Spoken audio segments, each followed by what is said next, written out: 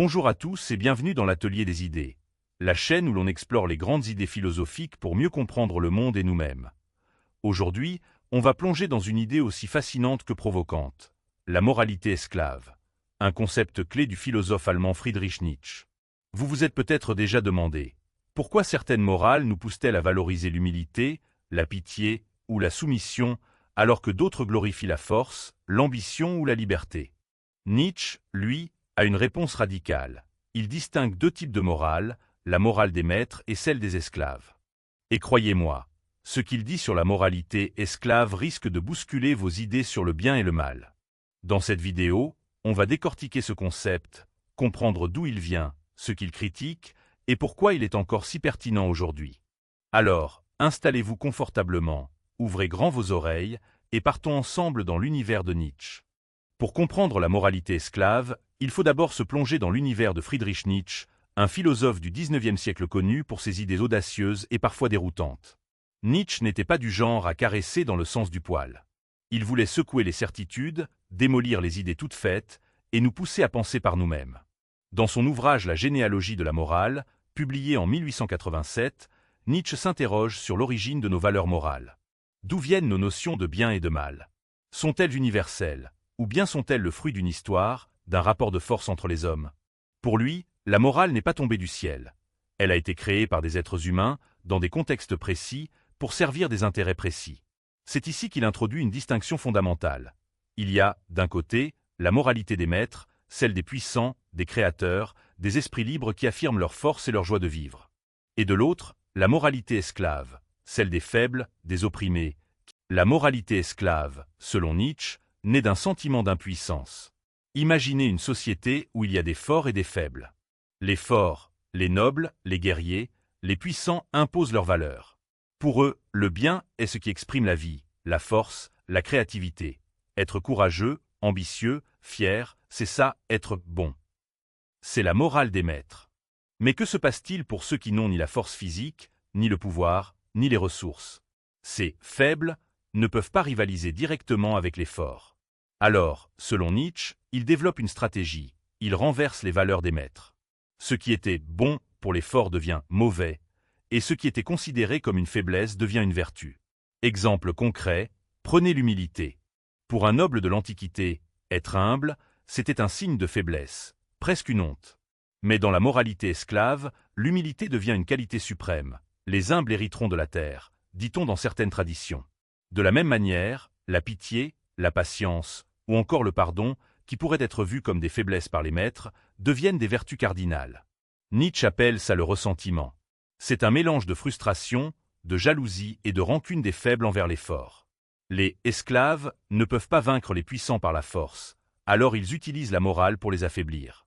Ils disent « votre force, votre orgueil, votre ambition, c'est mal.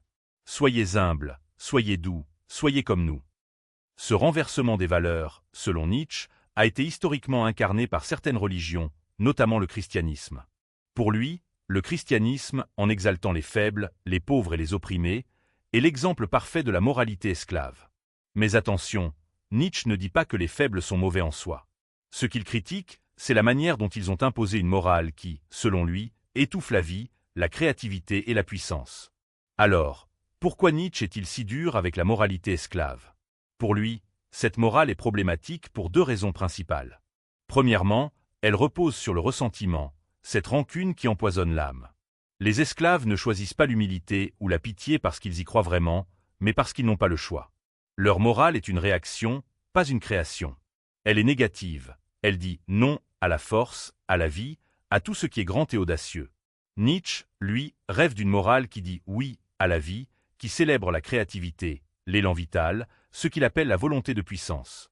Deuxièmement, la moralité esclave, selon Nietzsche, nous empêche d'atteindre notre plein potentiel. En valorisant la faiblesse et en condamnant la force, elle nous pousse à réprimer nos instincts, nos désirs, notre ambition. Imaginez un artiste qui se censure par peur d'être trop orgueilleux, ou un entrepreneur qui n'ose pas innover parce qu'on lui a appris à rester modeste. Pour Nietzsche, c'est une tragédie. La moralité esclave nous coupe de ce qui fait de nous des êtres humains vibrants et créateurs. Exemple moderne, pensez à notre société actuelle.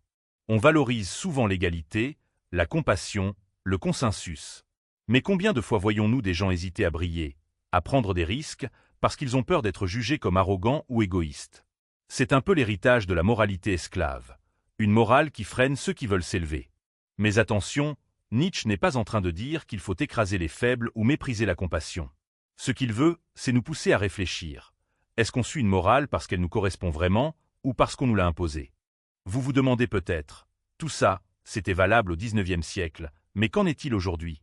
Eh bien, l'idée de Nietzsche est plus actuelle que jamais. Regardez autour de vous. Dans nos sociétés modernes, on valorise souvent des qualités comme l'altruisme, la modestie ou encore la conformité. Mais parfois, ces valeurs servent à maintenir un statu quo, à éviter de bousculer l'ordre établi. Prenons un exemple dans la culture populaire. Les réseaux sociaux regorgent de débats où l'on accuse telle ou telle personne d'être trop ambitieuse ou arrogante. Être trop confiant, trop audacieux, c'est souvent mal vu. Pourtant, ne sont-ce pas ces mêmes qualités qui ont permis aux grands innovateurs, artistes, scientifiques, entrepreneurs, de changer le monde? Nietzsche nous invite à nous poser une question essentielle. À qui profite la morale? Est-ce que les valeurs qu'on nous enseigne servent à libérer notre potentiel ou à nous garder dans un rôle de suiveur? La moralité esclave, c'est parfois une manière subtile de contrôler les esprits, de faire en sorte que personne ne s'élève trop haut. Mais Nietzsche ne nous laisse pas sans solution. Il propose de dépasser la moralité esclave en devenant des créateurs de valeurs. Au lieu d'accepter aveuglément les morales héritées, il nous pousse à inventer nos propres valeurs, celles qui correspondent à notre vision, à nos aspirations. C'est un appel à la liberté, mais aussi à la responsabilité. Alors, que retenir de tout ça? La moralité esclave, selon Nietzsche, c'est une manière de voir le monde qui naît de l'impuissance et du ressentiment. Elle valorise des qualités comme l'humilité ou la pitié, non pas parce qu'elles sont intrinsèquement bonnes, mais parce qu'elles permettent aux faibles de renverser les forts. Mais Nietzsche ne veut pas qu'on reste coincé dans cette opposition entre maîtres et esclaves. Il nous invite à dépasser ces deux morales pour devenir des esprits libres, des individus capables de créer leurs propres valeurs, de dire oui à la vie dans toute sa complexité et sa beauté. Alors, la prochaine fois que vous entendrez quelqu'un dire « sois humble », ne sois pas trop ambitieux. Prenez un instant pour vous demander « est-ce que cette morale me libère ou est-ce qu'elle me limite ?» Si cette exploration de la moralité esclave vous a fait réfléchir, laissez un pouce bleu, partagez cette vidéo et dites-moi en commentaire quelle valeur vous semble la plus importante dans votre vie. Et si vous voulez continuer à explorer les grandes idées philosophiques, abonnez-vous à l'Atelier des idées et activez la cloche pour ne rien manquer.